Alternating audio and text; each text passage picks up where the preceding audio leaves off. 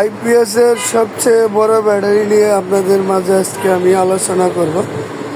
অনেকে যারা আইপিএস এর সবচেয়ে বড় ব্যাটারি নিতে চান, এই ব্যাটারিটা হলো সাধারণত সবচেয়ে বড় ব্যাটারি, এইচপিডি 220টি ফ্ল্যাট টিউবলার প্লেট ব্যাটারি, 24 মাসের রিপ্লেসমেন্ট গ্যারান্টি। তবে এই ব্যাটারিগুলো 5 থেকে 7 বছর বা আরও বেশিও ব্যবহার করা যায়।